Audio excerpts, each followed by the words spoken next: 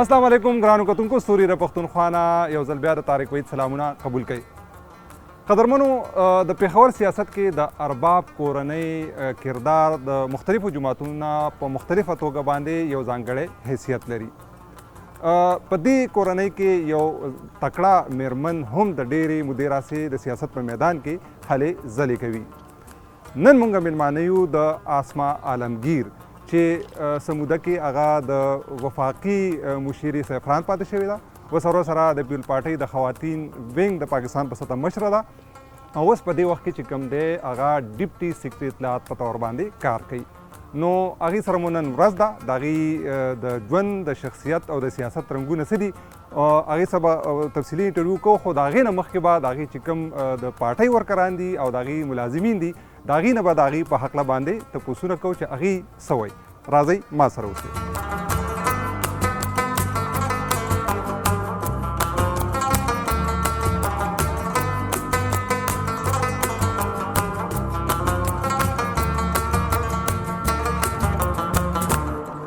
زما نوم جی ارباب زرک دی.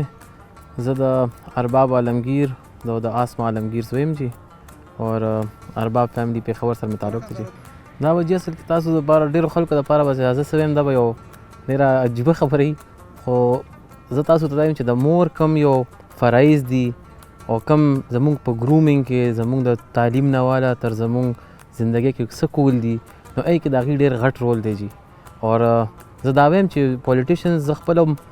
اوس پولیټکس کې یم، دې کې ټایم ورکول فیملی دپاره ډېر ګران کار دی، خو هغې نه باوجود هم هغې مونږ دپاره خپل نورو بچو دپاره هر موقع کې ولاړ دي او هر موقع کې ټایم ویښ دی مونږ دپاره. زه پرسنلی چې ډېر زیات لکه مطمئن یم او هغه دې وجې نه نه یم چې دلته لکه زه تاسو ته یو جنونلی وایم چې کوم زمونږ ډیو ټایم و زمونږ په زندګۍ کې نو هر موقع کې هغې مونږ ته خپل ټایم راکړی دی او مونږ سره هر څه کې هیلپ هم کړی دی او سپورټ هم کړی دی جي. داسې ده جي چې اسما بیبي ځان ته یو خپل پرسنالټي ده، ټولو دې نه واقف دي، خو هغه چې به طورې یو ښځه یا مونږ کولیګ چې څنګه دی نو هغه چې یو ډېره نایس پرسنالټي ده او ډېر ښه خوی الله ورله ورکړی دی. لکه ډېر زیات یو ټولو نه زیات زه دا وایم جي چې که زه یم که بل دی که څوک هم دی هغې ته عزت چې دی میټر کوي، چې څوک تاله عزت درکو نو هر څه نو جي دا یو عزت ورکولو ول ښځه ده، لکه یو پښتنه ښځه ده او هغې کې خدای داسې خوی اچولی دی چې هر انسان ته دا ریسپیکټ ورکوي. نو دا ما ډېر زیات خوښ دی چې دا ریسپیکټ دغه چې دی ډېر کم خلکو کوي چې بل انسان ته ریسپیکټ ورکوي. نو ریسپیکټ ورکولو ول ښځه ده او بطورې کولیګ چې ده ډېره زیاته کوآپریټیو ده، لکه خبره اوري جي چې مونږ لکه څه داسې خبره ورته وکړو چې دې ځای کې یا دا مسله ده یا دغه شانتې خبره نو هغه خبره اوري جي او بیا کوشش کوي چې هغه خبره چې دغه مسله دغه چې کور شي، لکه مسلې جوړولو ول نه ده مسله حل کولو ول ښځه ده. زما نوم راشد افریدی دی او پاکستان پیپلز پارټۍ سره زما تعلق دی. پیپل سټوډنټ فیډریشن خیبر پښتونخوا پریزیډنټ یم. زه خو به جي هغه خبر وکړم چونکې تعلق زما د سټوډنټس وینګ نه دی نو مونږ ته چې کله داسې یونیورسټي لیول باندې مسلې راغلي دي یا پالیټکس کې همیشه هغې سټوډنټ سپورټ کړي دي. بیا چې کوم د هغې سیاسي کیریر دی نو که هغې حوالې سره تاسو وګورئ زه وایم چې په دې صوبه کې ما ته د هغې په شانتې فیمیل کې پولیټیشن نه ښکاري چې کم کردار د هغې دی، کم د بهادرۍ سره هغې په دې صوبه کې د خواتین دپاره آواز اوچتوي، کمه مقابله کوي. او بل تاسو که وګورئ که هغه ایم این ای وه د دې نه مخکې پرایم منسټر مشیره وه نو هغې ډېر بې انتها کارونه کړي دي په علاقه کې په حلقه کې. او تاسو چې وګورئ د ارباب هاوس همیشه د دې دروازې کلاوي، میډم دلته ناست دی اوس هم، حالانکې که هغې حکومت کې او که نه خو د عوامو مسایل دلته حل کیږي. زما نوم مختیار خان دی، کوکینګ کومه. یعنې زما 20 کالو شو او ازمه بیا الله ښه ساتي، ډېره ښه ښځه ده د نوکرانو باره کې د غم خادۍ باره کې نو چې څنګه ورته وایو څه وځي هغه راسره کوي. باقي چې دی نو صاحب که هغه ځان له بادشاه سړی دی ښه دی او ښه خلک دي زموږ دا یو شي خیال ساتي، ځکه خو سره موږ دومره عمر چې څه زندګي دا به ورسره تېرو. که سخته راشي هغې کې هم راسره اخلاص کوي، که خادي وي هغې کې هم راسره اخلاص کوي، نور هم داسې چې ضرورت یې ورته ووایو راسره کوي. یاري زما والد صاحب مړ او د ما لاس تنګ و نو ما ورته وویل نو چارجې ما لې 50 راکړي 50,000 او نور هم داسې د وړو تعلیم دپاره غواړو BC 10 دا راته راکوي.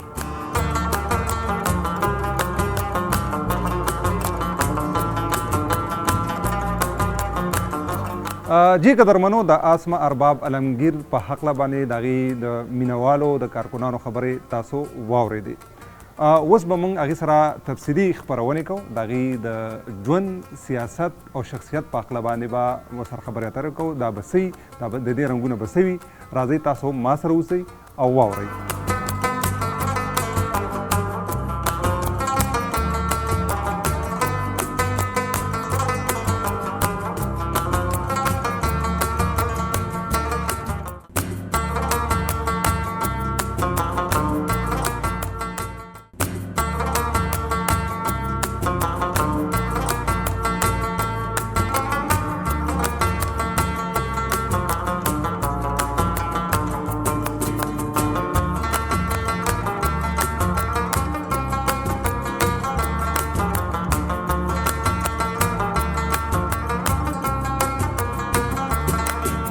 جی قدرمنو تاسو د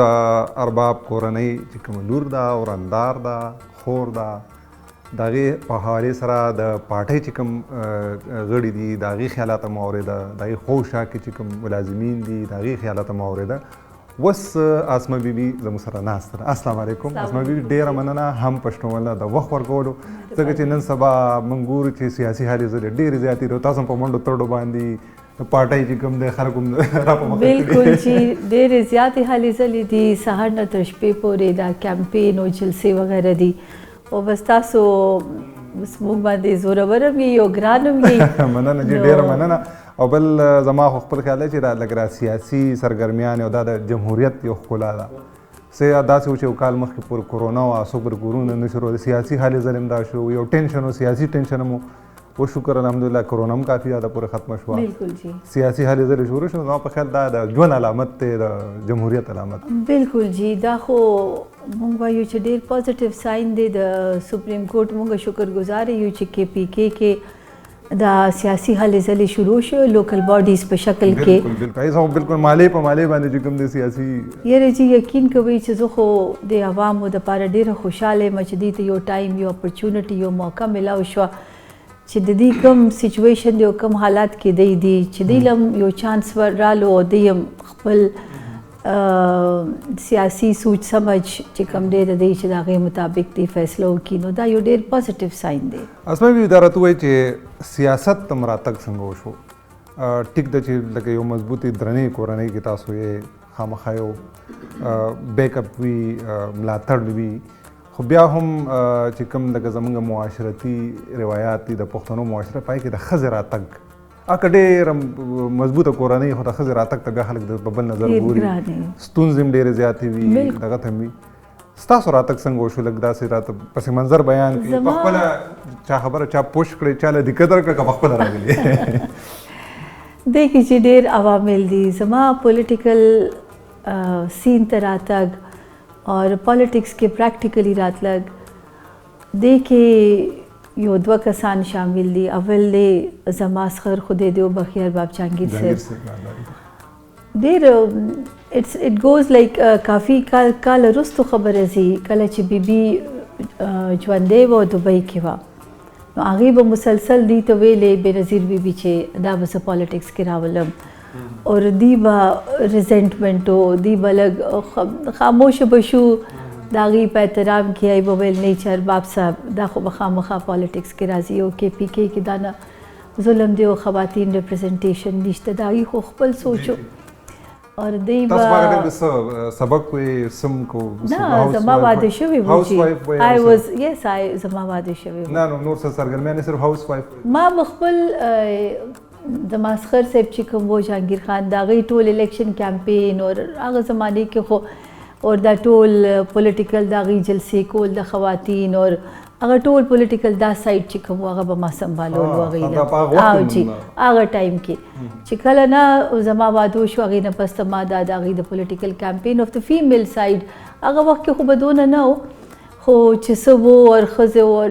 زموږ د علاقو او خلیلو کې او دا تګ راتګ کیمپین او الیکشن کې دا موبلایزیشن کول او خواتین دا ټول به ما کول. نو بیا بېنظیر بیبي به هغوی ته همیش ویلې نو د هغوی هم ورکې یو ډېر بې کردار و چې هغوی ماله یو ډېر بیبي بېنظیر بیبي ماله یو چانس راکړو. هغه وخت کې قومي صوبایي دواړه ټکټونه راکړل. شو چې د ارباب فیملی نه د اسمه بیبي راتګ دا د بېنظیر بوټو شهید دای په فرمایش باندې یا په خواهش باندې شو. بالکل. خو بیا زما څخه ما سره ارباب جهانګیر صاحب یو ډېر لوی سپورټ او ډېر لوی کردار ماته ادا کو. ډېر زه همیشه خاندم ماته څوک وایي چې نو زه وایم زما ټیچر خو ارباب جهانګیر صاحب و چې هغوی بس لکه پریکټیکلی ټیچینګ لرنینګ چې څنګه سکول دی په کوم وخت کې سکول دی او بیا علاقې خلکو سره بیا معاملات سیټل کول نو دا به ما هغوی نه زده کول او هغوی به پریکټیکلی داسې څه میټینګ به و زموږ کور کې میلمنو کمره کې یا ډرایینګ روم کې او داسې بس اعلی شخصیات ناست نو ارباب صاحب به ماته ویل چې ته راشه. نو بیا هغې نه کرتے کرتے ما داسې زده کول خو هغوی به ماله ډېر سپورټ راکول. څنګه چې تاسو خبر وکړه دا یو بدقسمتۍ دی چې زموږ د پښتنو معاشرو کې خواتین دپاره ښځو دپاره دا یو ډېر ډرابیک دی چې اوسه پورې ایکسیپټنس ډېر کم دی اور مطلب که خواتین خو په دې ملک کې یعنی 51% د خو هغې نه باوجود هم ایکسیپټنس ډېر کم دی. خو دې دپاره د خاندان سپورټ بیا دې کې بیا ارباب علمګیر آل تھرو آؤٹ چې دا دانه کاله تیر شو هغوی همیشه ډېر سپورټ کړی دی. دې کې ښه وختونه هم راغلي دي بد وختونه هم راغلي دي ډېر مشکلات هم راغلي دي خو سپورټ زما د ارباب علمګیر ارباب جهانګیر صاحب چې لاړو د دې دنیا نه بیا ارباب علمګیر صاحب زما ډېر سپورټ کړی دی. مطلب کله کله ماته زه خو یو جنرل الیکشن کوم کله کله ماته ډېر پرابلم شي چې زما حلقه کې جرګې راشي دا ټایپ خبرې راشي نو زه بیا هغوی ته وایم چې دا تاسو ماله دا جرګه هینډل کوي دا جرګه ماله هینډل کوي یا دا سوله وکوي ماله یا څه داسې پیچیده ایشو راشي نو دا ماله حل کوي نو بیا هغوی کوي. بیا ټول نه لویه خبره دا ده جنازو ته تګ نو بیا زه خامخا هغوی څه خاص امپورټنټ جنازې نو زه ورته وایم چې تاسو به دې جنازې له ځئ. بیا کېدای شي اجرو مجرو ته پکې دوام پکې کړي که نه اجرې خو چیز اوس کومه زه خو عادت شوم خو جنازه نشم کولی که نه نو هغه بیا دویمه درېیمه ورځ زما نو هغې زه کله دې ارباب صاحب ته وایم چې تاسو خامخا پلیز لاړ شئ نو دا سپورټ اور بیا خو زه دا خبره کوم چې اول زه پېښور کې په دې کلو په دې بیلټ باندې ومه نو ما ته ټول عمر ډېر ریسپیکټ میلاو شوی دی. کله خلک ما نه تپوس کوي زه لاړ شمه پنجاب ته اسلام آباد ته نو زه وایم چې نه دا ایډورس دی. زموږ علاقو کې د خواتین ډېر ریسپیکټ دی د ښځو ډېر ریسپیکټ دی. مطلب هغوی پوهېږي چې یو ځل میدان ته راوځي نو ما ته خو ډېر ریسپیکټ عوامو نه میلاو دی. او بیا چې کله زموږ د پاکستان پیپلز پارټي حکومت و نو زه به چترال دیر بونیر دې علاقو ته به زه آی ډي پیز په وجه باندې ډېر زیات تلمه او هلته به مونږ ډېر لوی لوی جلسې کولې اور هغه مطلب هغه زه دا وایم چې ایکسیپټنس شته بېشکه هرډلز هم شته خو یو ډېر لوی مارجن دی او ایکسیپټنس شته. غرض دا دی چې د کور د نارینه د سپورټ نه بغیر که هغه د زوی په شکل کې د رور په شکل کې د خاوند د پلار د سخر ستاسو لږه اوس دا کې د سخر ډېر لاس دی د سیاست راتګ کې د دې سپورټ نه بغیر د ښځې سیاست ته راتګ ګران دی زموږ په معاشره کې نو کمپلیکیشنز بیا زیاتېږي. سپورټ د فیملی پکار دی. تاسو پریکټیکل رالی سیاست ته څنګه چې لکه تاسو چې پنجاب ته بتلئ نو هلته به خلک وایي چې یاره دا شان د پښتنو خو ډېر ریجډ دی هلته چې کوم تصور وي که نه چې یاره هلته یو زنانه چې کوم د هغه د ګای په غم خادو کې دا کوي په سیاست زه چې اولني ځل اسمبلي ته لاړم نو دوی ویل چې لکه پاکستان پیپلز پارټي حکومت و نو دوی ویل چې دا اوس لکه ایک پठान خاتون ہے نو دی ډېر حیران شو چې لکه پठान مطلب خدا نی چې مونږه ټول پठान دی بیکورډي یا ټول پठान دی او تعلیم نی کړي یا دنیا کې پوهه نی. بیا یو داسې وخت هم رالو چې ما ته ټول چې کله ما ته زه ایډوایزر شوم پرایم منسټر سره نو ټول فارن میټینګز چې کوم وو او فارن ډیلیګیشنز په ما هینډل کول خپل دغه کې سیفران کې نو ډېره ردا نه چې پښتنو بارے کې جی بعض وخت کې پرسپشن غلطي او زه خو په دې ډېر خفه کېږم په کار دی چې پرسپشن زیات پازیټیو وي او ستاسو د چینل نه توسط نه خو زه دا ویم چې زموږ خواتین د پښتنو ښځې جینکیانې اوس خو ماشاءالله بیا هم اسمبلي کې دي خو جی مواقع ماحول په ځان له پخپله جوړوي مشکلات ډېري ما ته هم ډېر مشکلات معاشره کې اکسپټیبلټي پیدا کول ډېر مشکل ده هغې کې ډېر ټایم لګي خو تاسو به ځان پروف کوئ چې او زه یو سیریس پالیټیشن یم رادر دین جسټ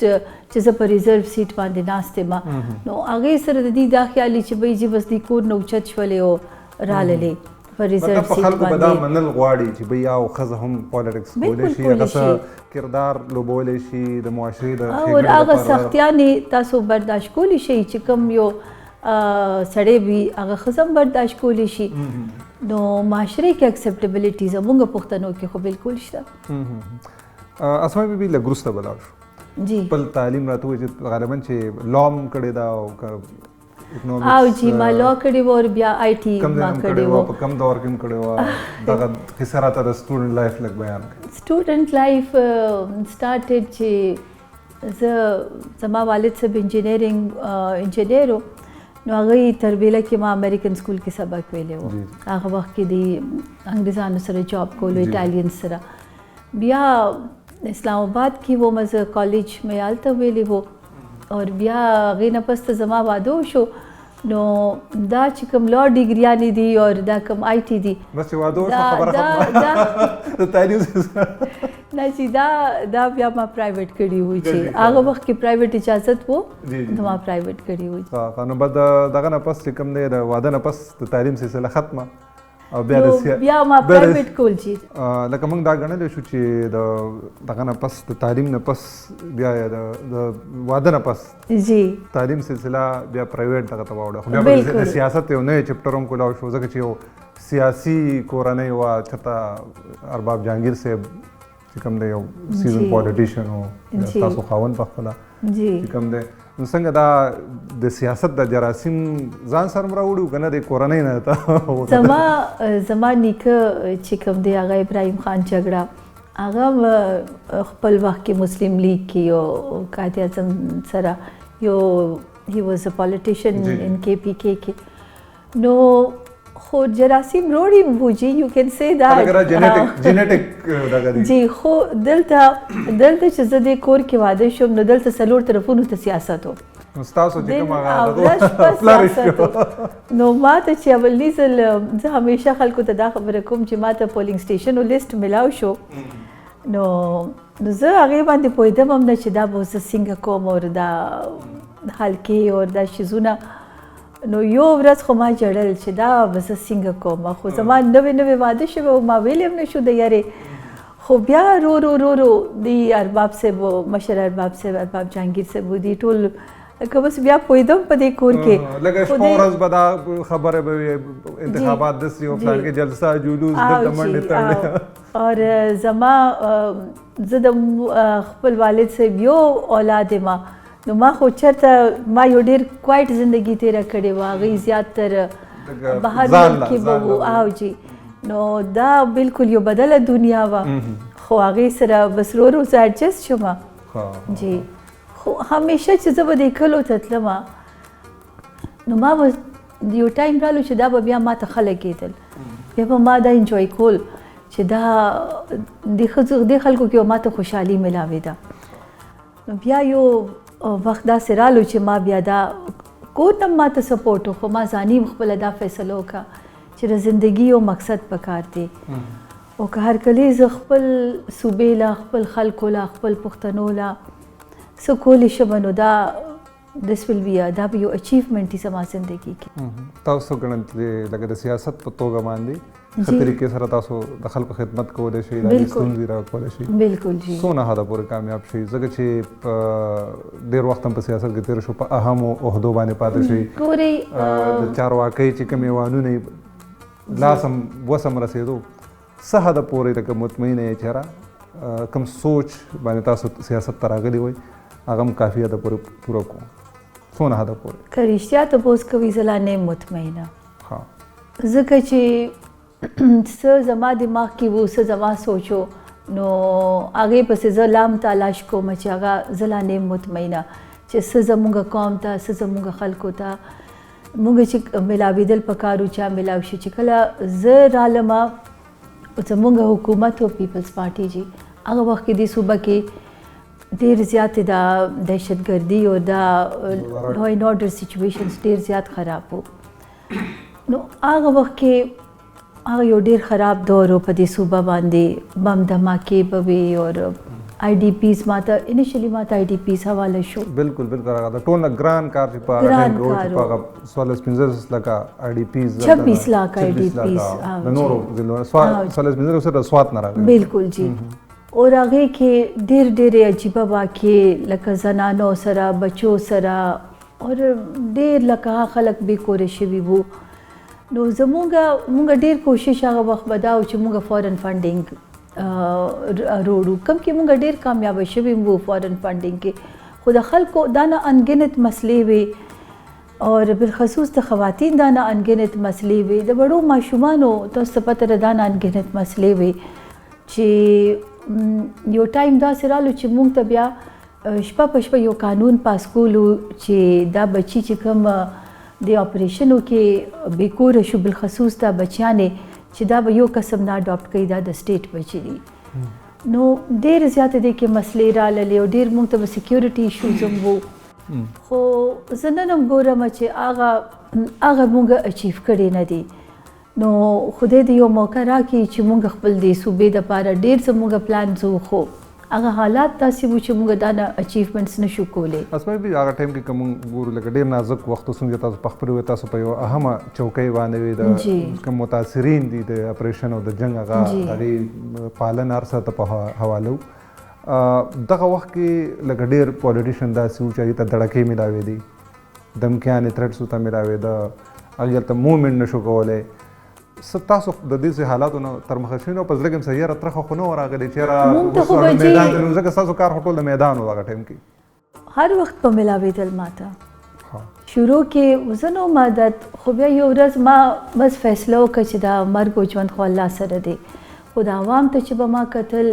هغه وخت کې که تاسو یاد شي ازاخیلو کې به دا په لکه خلک په ځمکو باندې پراته به یارو مددګار نو بس بیا هم الله په توکل وکړو تھریټس به هر وخت ملاوېدل چې ولې به نه ملاوېدل اټ واز لکه یو ډېر ډیفیکلټ یو ډېر مشکل ټایم اوس خو موږ ګورو هغه خبرې شکر الحمدلله دې حکومتونو ته هغه خبرې نشته لکه موږ ته 26 लाख آی ډي پیز دوباره کور کې ریهابلیټیټ کول د هغې هر څه ختم شوي وو هغه یو ډېر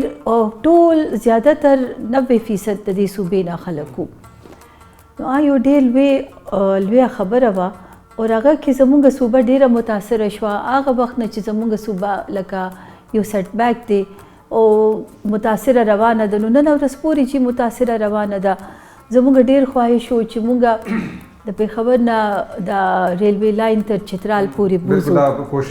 کوشش شوی وو خو چونکې دې حالات په وجه موږ رستو شو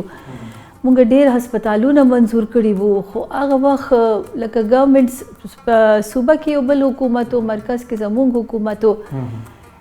ډېر ایشوز داسې رالل چې کوم هغه نشو حل کېدی ستاسو زه میلمانه هم بار راغلي دي جوړایي ته ولاړ دي یو بل یو وړی شان دمې وخت هم موږ سره دی نو مې چې به دمه کې به تاسو میلمانه اټینډ کړئ او ماښامې شو میل بیا به موږ وروسته لږ بهر به موږ چکر د ماښام کې لږ بهر راوکړئ قدرمنو کتونکو د خبرو سلسله روانه دی وړه شان دمه اخلو بیا واپس راځو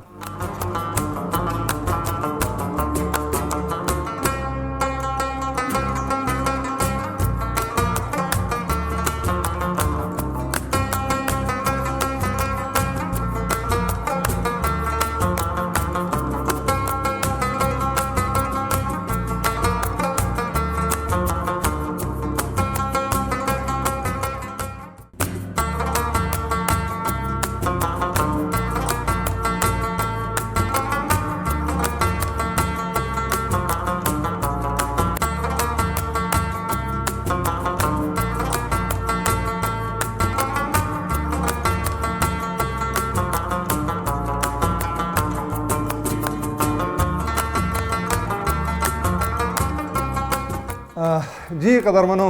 بیا هر کله بهر خو خپل واکو کو یخنی وړه راخو دا زې لګ دغه دی دا اوس د تاسو د یو دغه وی د ملازم وی چې شیش محل واقعي شیش محل د شیشې مشي لګېدلې دي دې ته خدا د الفاظ مو وایي بیا ورپسې دغه نه پر نوټس پر نوټس راشي دا دې دا خبره د مرادو چې څه وخت تاسو د ارباب سے پسې دا نوټس یو پیشیان یو هغه سیله مرادو چې هغه اربون روپے څه شوي تاسو پسې نوټس راځي ډېر افسوس خبره ده جی چې پاکستان کې دا پولیټیکل وکټمایزیشن کیږي او دا قسم هتکنډې استعمالیږي او بیا بالخصوص چې څنګه مونږ اول منشن کو خواتین سره نو دس از ویری لکه ډېر انفورچونیټ خبره ده چې څه دی وکړل نایب او کم طریقې سره دی مونږ زما خو خیال و چې دی باندې بیا د ګروس راځو خو اوس چونکې خبره شروع شوه د شیش محل نه شروع شوه نو داسې ده چې د دې په شا څه ګڼئ لکه مطلب دا هم پولیټیکل خالص دغه و که نه څه مخې ته راغلي ځکه تاسو باندې اوسه پورې ثابت نه شو دا خو چې زه خو بالکل یو پولیټیکل وکټمایزیشن ګڼم بالکل هیڅ نوریس نه ګڼم اور ټیک شو زه منم زه اتفاق کوم چې پاکستان کې پکار د اکاونټیبلټي خو یو اکاونټیبلټي د ملک کې پکار دی خو د هر چا پکار دی سلیکټډ اکاونټیبلټي په دې دوه پروسس کې په میډیا کې برجه ارباب علمگیر اسما علمگیر ارباب علمگیر اسما کې پیشیان او شو دا نوټس شو نیب ته پیشي شو دا شو په لندن کې 15,000 روپو دا راوته او فلان کې څه شو هغه څه نو جی کا چرې وی نو بو بکنه مون خو هغه وخت مونږ ته خو صفا کلیر پته و چې دا یو پولیټیکل وکټمایزیشن دی دا یو پریشر دی یو هتکنډه ده خو ډېر افسوس خبره ده چې دا ملک زموږ ملک په دې خبرو نه کله وځي اکاونټیبلټي پکاره ده خو صحیح اکاونټیبلټي پکاره ده اور بیا د داسې سلیکټډ اکاونټیبلټي نه ده پکاره چې د چا کوا او د چا مکوا زما او د ارباب علمگیر فیملیز خو چې څوک د کې پی کې باسیان دی هغوی ته خو ډېره ښه معلومه وه چې زه د خپل والد صاحب یو اولاد وم او د ارباب جهانګیر او ارباب علمگیر داسې پټې خبرې خو نه وي خو چې تاسو کې پی کې د بلې چا اکاونټیبلټي نه کوئ او تاسو زموږ کوئ او بیا زه یو خواتین پالیټیشن وم تاسو کم طریقې سره زما اکاونټیبلټي وکړه اور ما ته هغه وخت هم یادېږي چې ما سره زما بچي نایبونو کې دی راغوستی وو د هغوی چې زه ورسره هېڅ تعلق هم نو صرف زه خو اوس هم دا خبره کوم چې زما چې که لکه سټیټ پیسه وه نو هغه فول منسټر خو ارباب علمگیر و زما ته سره چې کومې عہدې وې د پاکستان هغوی کې هېڅ د پاکستان د پیسې یا د سټیټ پیسه هېڅ تعلق هم دا غالبا د پاکستان یو ناشنا کیس و چې ښځه او خاوند پولیټیشن دواړه په یو ټایم باندې زه یې ورکې لکه بس زورور ملک دی زه یې ورکې ډیلیبریټلی ډریګ کړی وم دا لکه ټیک شو ارباب علمگیر د مواصلات وزیر او فیډرل منسټر او بالکل د هغې اکاونټیبلټي بالکل خو څونه خو تر نن ورځ پورې هېڅ هم نه وتل تر دې پورې چې کیس سټیټس دی مکمل ډسپوز شوی یا تاسو اوسه پورې پیشیانو له ځای څه دغه دی نه چې ما ته سټیټس خو اوس اکاونټیبلټي کوټ کې روان دی خو سټیټس د هغې دا دی چې زموږ د ځمکې جاړ پیداوار څه دی اور دا عجیبه خبرې دي دا کور چې کوم تاسو دلته ناست یې دا د ارباب جهانګیر صاحب د وختو جوړ کړي کورونه وو نو د دې پسې به ګرځېدل د دې سټیټسونو خو موږ پوه نه شو چې د دې ټول شي مقصد څه و اور نن هم چې تاسو لاړ شئ عدالت ته نو تاسو به وایي چې دا زه سله راغلی یم دې کې لکه دې کې مقصد څه دی دې کې څه شی دی تاسو ورته اوس وایئ چې ثبوت څه ایویډنس میلاو شو چې تاسو لیکي چې یا تاسو باندې کرپشن دی څه ته مخې ته راکړي که صرف سوالونه موالونه اوسه پورې پرې تاسو یا د ارباب زه تاسو ته یو ډېر عجیبه خبره وکړم چې دې کې کرپشن هېڅ هم نشته هېڅ هم نه دي ثابت شوي دې کې دا دی چې تاسو ټیکس کم ورکړی دی تاسو په پلازو ټیکس کم ورکړی دی تاسو کوم اسلام آباد کې چې کوم ستا کور دی زما کور دی هغې باندې تا ټیکس کم ورکړی دی دا تا په دونه اغوښتي دی تا په دونه شو کړی دی which does not mean لکه چې کوم کوم کې طریقې سره دی په ټي وي هایپ جوړولو کوم طریقې سره دی کوم هغه دا چې دغه غیر قانوني اساسي دي اربون روپۍ دی او په پاکستان په لندن کې جایداد دی په امریکا کې جایدادونه دي او دومره دي او دا ډېر او تاسو نه بیا سوال دغه کوم چې تاسو دا ټیکسونه نه ورکړي دام نه ورکړي اوس خبره صرف چې کومه ده د دې د چې تاسو لکه دا ټول د ټیکس خبرې دي تاسو دا نه ټیکس کم ورکړی دی او دا نه ټیکس زیات لکه د ټیکس تاسو وایي چې دا ټیکس ایشوز دي او چې دا دونه کیسې وشولې د هغې انجام دا شو چې موږ باندې د 22 کروڑ روپو د کیس واچولو ټول کیس سره 22 کروڑ جی ها اور هغې سره زه ستاسو چینل توسط سره ویمه چې دی ماله د څوک جواب راکړي چې کله دا بي آر ټي جوړېدو د هغې نن هم حکومت پاکستان زما کروڑها روپۍ قرضدار دي تاسو پرې ما کیسونه اچولي دي په بي آر ټي کې هغه ماله څوک نه راکوي نه تاسو پلازم راځي دا کړي دي څه چل کړی دی نه جی زما خپل د والد صاحب نه چې کوم زما کما انهریټ کړې وه دا هغه بي آر ټي خو موږ باندې سیکشن 4 ولګول ځمکې موږ نه قابض کړي خو نن ورځ پورې زموږ عدالت کې کیسونه دي موږ ته پوره پیمنټ نه دی شوی دا خو تاسو کیس په حکومت باندې جوړې دي بالکل او دی موږ په دې د دانه کیسیانې چې تاسو 2015 نه اورېدې د هغې نیټ شل دا و چې مونږ یې په 22 کروڑ روپو کې په ما او په ارباب علمگیر باندې کیس دی مونږ باندې هېچېرې هېڅ غیر قانوني شی نه دی ثابت شوی بس اسماء بیبي دا خبرې راکړې ډېرې ترخې دغه ته لاړې ما وی چې ستاسو اوس ارباب زرق چې کوم دی نو خو جی زه دې کې یو شی دا ویل غواړم چې کوم خواتین پالیټیشن د هغوی لږ څه احساس پکار دی لږ د ملک کې د هغوی څه ریسپیکټ پکار دی چې کوم دا ادارې بیا نه ورکوي دا ادارې نه ورکوي چې کوم ورکول پکار دی لکه فرض که الزام په چا لګي یا په یو کیس کې نو کم از کم چې کوم ځای کې زنانه وي د دې خو په کې پي کې کې څوک خاتون آی هم نه وه ښه چې تاسو نه تفتیش کړی تاسو نه تپوس کړی صحیح اسماء بیبي مې خبرې لږ ډېرې ترخې شوې لږ را به شو بس ستاسو په کور کې یو نوی پالیټیشن بل چې کوم دی زیږېدېږي لګیا دی د هغې ګرومینګ کېږي ارباب زرق د ارباب علمگیر او د آسما علمگیر زوی د ارباب جهانګیر نوسۍ جی جی څنګه چې سیاست ولې چېرته کاروبار هم ته یا چېرته بل شعبې ته هم دا کړی و که نه په خپله خواهش ظاهر کړی ارباب زرق زرق چې په خپله خواهش ظاهر کړی و اور د دې نیکه به هم ټول عمر ویلې ارباب جهانګیر صاحب د خدای وبخښي به هم ویلې اور ارباب علمگیر هم ټول عمر غوښتل چې دا د پالیټکس ته راشي نو زرق باندې خو مونږ ډېر ګراوند لیول پالیټکس شروع کړی د ډسټرکټ الیکشن هم کړی دی بالکل جی خپل کلي بیا صوبایي اسمبلی کې هم کړی دی اور دا د زرق چې کوم دا الیکشن دی دا د میئر شپ نو دا چې دا زموږ د پارټي چیرمین د بلاول بوټو صاحب دا د هغوی نه زرق په خپل هم تاسو شروع کړی که په خپل هم څه شوق شته سیاست کې سیاست کې خو زرق ځکه سیاسي کورنۍ کې هغه اثرات پېښ شوي بلکې ډېر شوق یې دی اور زما په خیال کې ستاسو والا خبره چې هغه په وینه کې دی جی زه خدای دې کړي چې پېښور ته ښه یو پالیټیشن بل میلاو شي زرق کافي یو احساسمند هلک دی اور د زما په خیال کې ایجوکیشن هم دا پبلک پالیسی کړې ده مهاري سبق ولې د لندن کې دا راته وایي اسماء بیبي اوس په لږ آسما علمگیر آسما ته به راشو علمگیر خو بیا وروسته شوه رشته هم څنګه شوې ده د زرق بارے کې زه یو خبره کول غواړم چې زرق کې کوالټیز خو به وي خو یو کوالټي دا ده ایز ا مدر ایز ا مور زه دا خبره کوم چې د مور ډېر عزت اور بچي زما درې دي خو ډېر لکه زه کله ویم چې دې هلک ته د مور دوا لګېدلې ده د مور ډېر عزت ډېر خیال ډېر خاطر دا شی بچپن نه زرق کې ډېر زیات ستاسو راتګ نه مخکې موږ زرق سره خبرې وکړې د هغه نه هغه هم ستاسو نه ډېر زیات متاثر و ډېر تعریف یې وکړو پته نه وي چې رښتیا یې وکړو زما ډېر خیال ساتي او ما ته چېرې پالیټیشن مور پلار دی اکثر بچي دا ګیله کوي چېرې موږ له وخت نه راکړي نو هغه چې نه ما د ټیک ټاک وخت راکړی زما په ما خو ټول عمر چې بچوله په خپله اوسه پورې ورسره لګیا یم هغه خبره دا سوال بیا ریپیټ کوم چې ارباب علمگیر او ستاسو رشته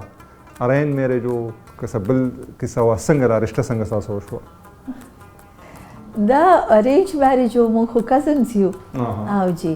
نو په مشرانو په سطح باندې خبره شوې مشرانو په سطح باندې خبره شوې وه کافي اول نه شوې وه ولې چې تاسو مخکې ارباب صاحب سره پیژنګلو خو به خو لکه ناسته پاسته خبرې مو سره شوې وي که نه او کافي به کېدې خو داسې زه په بل ښار کې اوسېدم دوی پېښور کې وې نو داسې ډېر زموږ تګ راتګ نه خو بس پیژنګلو وه زه الله دې کړي اسمه بي دا راته ووایي چې یقینا د سیاست د هلې ځلې منډې تړې جلسې جلوس باقاعده پالیټکس کې ځان دپاره ته وخت میلاویږي او چې میلاویږي نو سرګرمیان یې څه څه مشاغل تاسو یقین کوئ خلک دا نه مني خو زه دا ځان دپاره ډېر کم وخت میلاویږي خلکو دا خیال دی چې دا ماته به ډېر ټایم ځان دپاره میلاویږي ځان دپاره چریم ټایم نه که تاسو صحیح پالیټکس کوئ ځان ټولو نه اینډ کې راځي نه نو خامخا د انسان خپل هم خواهشي چېرې چېرته کښېنم چېرته ګانا واورم چېرته ښه خوراک وکړم چکر ووهم ځان نه کښېنم زما د فیملی ټول عمر ما مشاغل څه دي زما والد صاحب زما مور ټول عمر ما ته دا وایي چې تاسو ته کله نه پالیټکس کې رالې موږ له ټایم نشي راکولی زما بچي اوس کله وایي ما ته خو ډېر کم ټایم چې داسې میلاویږي کم ټایم درته میلاو شي هغه به هغې کې څه مصروفیات دي دا مشاغل څه ګورئ ډرامه ګورئ موویز ګورئ کم ټایم چې اخبار ما ته ګورئ کتاب ګورئ میلاویږي زما دا ګارډنینګ ډېر خوښ دی ها باغباني کوئ بس لګئ کور ساتل مې ډېر خوښ دی اور کور ساتلو کې څه کوئ پخلی مخلی پخپله کوئ که نه پخلی به مې یو زمانې کې خوښ خو نه نه کور ساتلو کې خو بنیادي څیز پخلی دی نه څه کولی شي دا کمره ما خپل سوچ سره خپل دغې سره جوړه کړې ده او جی لکه موږ ته د شیش محل به دلته خلک وایي تاسو دا نامه ما لئ ځکه چې ډېره به ما ته او جی سبا ډېر پرابلم جوړ شي موږ نه بالا ته وضاحت وکړو چې وایي دغه شیش محل نه دی صرف شیشې پکې لګېدلي نه نو پخلی کم ټایم کې کو تاسو چې اوس موقع نه میلاوي څه ښه پخولی شي خوراک کې چېرې تاسو چې شوق هم دی تاسو یقین کوئ پخوا به ما ډېر زیات پخلی کولو اوس ما نه بالکل تقریبا نیم هیر دی ها چې ډېر کالو شو ها چې کم پیغلتوب کې ما به کیکونه ډېر پخول لکه جوړول کیک په مې ډېر بیک کولو هر قسم خوراک په ما کولو جی روایتي که نه اوس هم زه چې څوک غلط جوړوي نو زه پوهېږم چې ها دی کې دا کم دی دی زیات دی هلکه یاداشتو کې بهر دی بالکل نو کوم دا روایتي لوکل که نه فاسټ فوډ روایتي لوکل فاسټ فوډ څه خاص دغې چې لږ اوس تاسو ته یاد دي چې به تاسو ډېر ښه پخوئ که نه هیر دي نه هر څه اوس راته ډېر کم یاد دي چې ډرامې ګورئ موویز زه ډېر کم ګورم موویز اور ډرامې اور چې کله کتل غواړم یا ګورم نو زه هسټري کې زیات کتل غواړم چې کوم داسې هسټري سره تعلق لري د پالیټیشنز که نه نور دغه ویل پالیټیشنز هم کوي یا د انډو پاک هسټري وي یا سې ورلډ هسټري وي کله ماته ټایم چې ماته کرونا شوې وه بیا ماته سره کافي ټایم و نو ما به د هسټري کې د هسټري بارے کې فلمونه چې کوم وو هغه به ما کتل دا زما یو ډېر شوق دی اسمه بي اکثر موږ کتلي پرې پالیټیشنز کې نه اختلافات یې خامخا لکه داسې نه وي که به یو پارټۍ مې لګه کي یو پالیټیشن ستاسو په کور کې هم دی ستاسو مجازي خدا چې کوم دی چېرته اختلافات راغلي په پارټۍ په سطح باندې چې به هغې یو څه وایي او تاسو بل څه وایي جګړه مګړه هم کړې ده ډېر زیات موږ خو پیپل پارټۍ کې فیمس یو چې وي د ارباب صاحب یو ویو وي او د اسما به بل ویو وي اور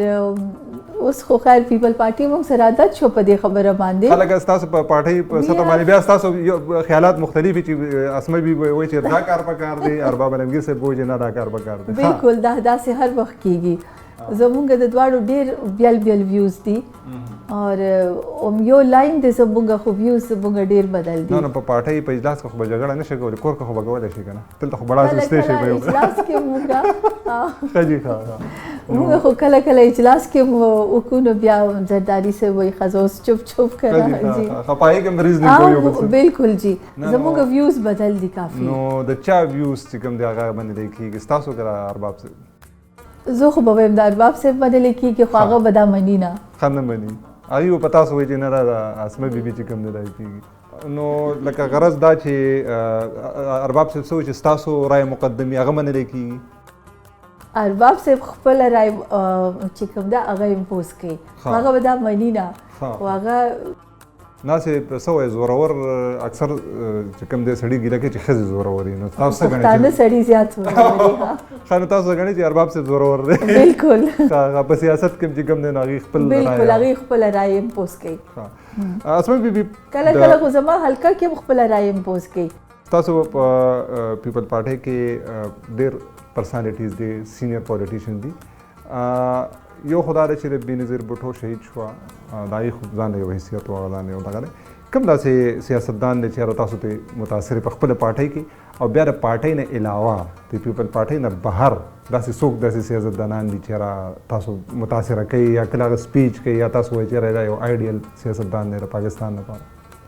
لاول پارټي یا بهر پارټي کې خو ډیفینیټلی بېنظیر بیبي وه چې څوک زما آیډیل و اور یو خاتون پالیټیشن و بیا چې څنګه د هغوی زندګي څونه چې کلوزلی ما کتله اور څونه موقع چې ما ته هغوی سره ملاو شوې وه بیا پریزنټلی زرداري صاحب د هغوی چې کوم طریقه ده یو ډېر کام سیسټم دی یو ډېر امپریسیو پالیټکس هغوی کوي بیا اف کورس بلاول صاحب هم دی چې لکه هغه کله سپیچ کوي هغه سپیچ ډېر امپریسیو دی پاکستان کې پیپل پارټۍ نه لږ بهر به وځئ پیپل پارټي نه چې بهر وځو پی ټي آی کې هم څوک وخت پولیټیشن ګڼو پی ټي آی کې ما ته لکه نه چې څوک پالیټیشن شته نه زاړه پولیټیشن تاسو پیپل پارټۍ نه ورته ډېر سینیر پولیټیشن راغلي دي شاه محمود بیا هم ښه دی ښه ګزاره کوي ښه دی جی آی تھنک چې پی ټي آی کې که یو پالیټیشن دی نو هغه صرف شاه محمود قریشي دی هغه هم د پی ټي آی خپل نه دی تاسو ورکړی تاسو وګورئ کنه جی د هغه چې کوم فارن پالیسي څنګه هغه ټیک اپ کوي یا سپیچ کوي نو هغه یو پالیټیشن زه ګڼم بالکل اسماء بي تاسو څنګه سٹارټ کې موږ خبره کوله چې کله لکه پالیټکس ته راغلی نو لکه د یو مضبوطې کورنۍ نه وي سیاسي کورنۍ وه خو بیا هم تاسو منئ دا چې به طور ښځه تاسو ته ستونزې را تر مخه وي چا اکسپټ کولی نه بهر بیا تاسو د قومي اسمبلی ممبره بیا د وزیر اعظم چې کوم دی مشیره پاتې شوئ د پیپل پارټۍ د پاکستان په سطح باندې تاسو د خواتین نمایندګي کوله یقینا چې غټه پارټي ده بیا به راشو خیبر پښتونخوا ته زمونږ د زنانو د دې سیمې د زنانو تاسو څه ګڼئ چې څه داسې بنیادي مسلې دي چې هغې ته تر مخې دي هغه حل کول غواړي زموږ د کې پی کې د زنانو ټولو نه بنیادي مسله چې کومه ده چې هغه تعلیم ده اور زموږ صوبه کې چې کوم دی چې تعلیم ده او بیا زموږ صوبه کې مواقع لکه موقع مواقع چې کوم چانسز دي خواتین ته هغه ډېر کم دي زموږ سوسایټي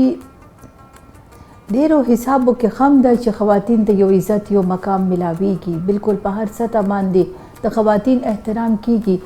خو خواتین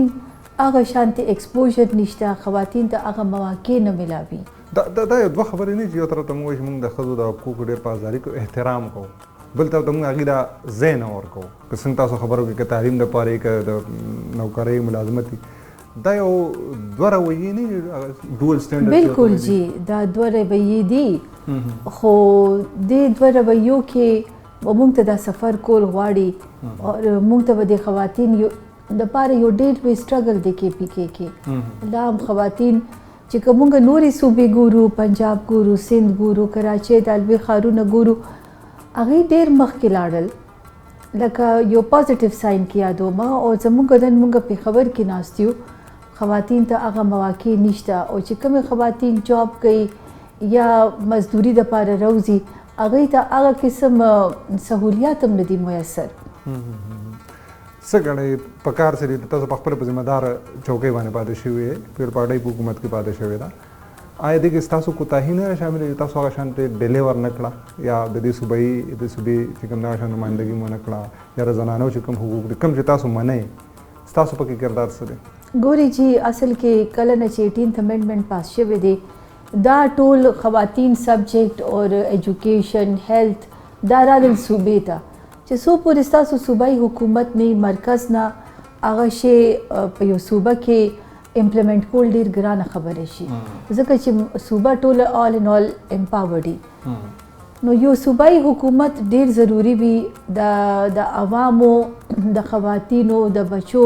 چې کوم هغه بیسیک حقوق دي چې هغه هغوی ته میلاو شي څو پورې صوبایي حکومت یو پارټي سره نه نو هلته ډیر مسایل بیا کریټ کېږي خبرې واورو چې پیپل پارټي بیا حکومت را روان دی واقعي داسې څه شته څه چا په غوږ وهلي یې که نه پیپل پارټي پکار دی مونږ خو وایو د پاکستان ضرورت دی ښه چې کوم نهج باندې پاکستان نن ولاړ دی کوم مشکلات سره پاکستان نن ولاړ دی انټرنلی اور ایکسټرنلی اور کوم زموږ خارجي پالیسی شو کوم زموږ معیشت شو کوم زموږ اکانومي شو اور کوم زموږ ملک کې دننه دا بیراه روي شوه کوم زموږ ملک کې دننه دا مسایل شو نو پکار دی چې یو عوامي حکومت راشي نه نو عوامي حکومت تاسو سره سره پیپل پارټي دی نور نه دي عوامي نن چې کوم پی ټی ایم ډېره ښه پارټي ده وایي نن حکومت چې کوم ناست دی هغه عوامي نه دی دا غي کاغه عوامي حکومت وي نو نن ګوري اولې سايندا د زموږ صوبه کې لوکل باډیز کیږي یو سمپل سوال دی چې ولې د دې د پارټي نه ټیکټ څوک نه لې کدا عوامي حکومت وي یا د عوام په ټیکټونو په ووټونو باندې راغلي وي نو بیا پکارو چې نن عوام د دې نه ټیکټونه مغشتي کنه دا عوام باندې یو امپوز شده حکومت دی یعنی مسلط شده حکومت دی تاسو وای غنۍ چې پیپل پارټي چې کوم د عوامي نمائندګي کوي عوامي جماعت ته بیا پیپل پارټي چې کله حکومت راغله د ټولو زیات د کرپشن الزامات چې کوم دی پیپل پارټي باندې لګي د یې په مشرانو باندې لګي دا وړي پیپل پارټي کې چې کله حکومت کې راشي د پیپل پارټي یو د پارټي پالیسی دا چې تاسو غریب میډل کلاس لوور میډل کلاس مونږه ټارګټ کوو چې کوم پاکستان دی نو هغوی له مونږه اسانیانې پیدا کوو او زمونږ د پارټي یو دا کوشش چې معاشره کې یا اکانومي کې یا په مارکیټ کې پیسہ یو کیش فلو رواني خلک خوشحالي خلکو سره دانه امپاورډمنټي چې هغه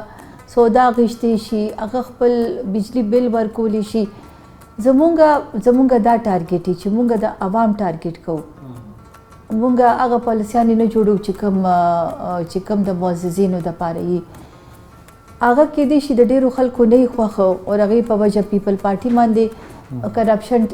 چارجز راشي کرپشن سی پاکستان کې چې کرپشن کو ته چا مرضي ده په چا باندې کم الزام واچوو بیا هغه ثابتېږي خو نه اسماء بیبي د خبرې خو ډېرې پاتې د پروګرام وخت ختمېدو واله دی آخري تاسو څه پیغام ورکول غواړئ کوم چې د خیبر پښتونخوا مېرمنې دي زنانه دي څنګه تاسو چې تعلیم کمی ده روزګار کمی دی هغې د څه پکار څه پیغام ورکول غواړئ بطور زنانه مشره پولیټیشن هغه عام ښځه کومه چې په کلي کې اوسېږي کوم په غره کې اوسېږي په ښار کې اوسېږي زه دغه پیغام ورکول غواړم چې همت نه دی هراول پکار زموږ یو ډېره ښکلې صوبه ده کوم کې اپرچونټیز هم ډېر زیات دي کوم کې ډېر د خواتین دپاره هم ډېر انسنټیوز دي زه وایم چې همت دې نه هراوي زموږ د صوبې خواتین دوی د مخکې راوځي مشکلات دي په دې سفر کې په دې چې تاسو کور نه بهر راوځئ او کله همت کوئ او خپله روزي روټي تاسو پیدا کولو کوشش کوئ دې کې ډېر مشکلات دي دې سفر کې دا چې د ارباب خاندان د اسما علمګیر ته دونه ستونزې مشکلاتونه لکه عام ښځې ته به څه وي که نه چې په پریکټیکل لایف ته راځي زه یو حقیقت خبره کوم چې زموږ په دې معاشره کې مشکلات دي خو عام مشکلات به موږ سر کوو ځکه چې یو معاشره یو صوبه یو قوم تر څو پورې چې ښځې بهر راونځي هغوی د دې زندګي حقیقتونه ونه ګوري او هغوی خپل بچي هغه شانتې ایجوکیټ نه کړي خپل بچي مستقبل هغه شانتې تیار نه کړي نو زموږ دا صوبه به کله هغه سیمې ته ونه رسي هغه نهج ته به ونه رسي چې کوم کې مونږ غواړو چې دی ورسوي د ټینګتیا او پکار همت حوصله او پکار یې زنانه د بدلون راوستل غواړي خپل حقوق غواړي بالکل حقوق د خواتین پکار دي چې مونږ اوس 2022 راتلو کې دی چې موږ خواتین له دغه حقوق ورکو او یقین کوي چې کوم اوس د لوکل باډیز کې د ښځې چې کومې راغلي دي شامل دي زه ډېره خوشحاله یم برقو کې تصویران راغلي ډېره خوشحاله یم زه چې دا اور الله وکړي چې مخکې دا قومي صوبایي اسمبلی الیکشنو کې دا خواتین راځي یقین کوي چې دونه مشکل نه دی چې څونه مونږ ګڼو خو صرف همت پکار دی. ډېره مننه اسمه بیبي هم پښتون له یو ځل بیا ستاسو شکریا ادا کوم ځکه چې قدرمنو کتونکو تاسو به اسمه بیبي اسمه عالمګیر بابا عالمګیر خو زما په خیال سیاسي بیانونه ما اورېدلي خو اسمه عالمګیر شخصیت رنګونه سیده تاسو غالبا زما دا دعوه ده چې هم پښتون په شیشه باندې به تاسو په اول ځل باندې اورېدلي اوس چونکې د پروګرام وخت ختمېدو والا دی نو خیر به مو غواړو تر بل هفتې پورې د الله پامان.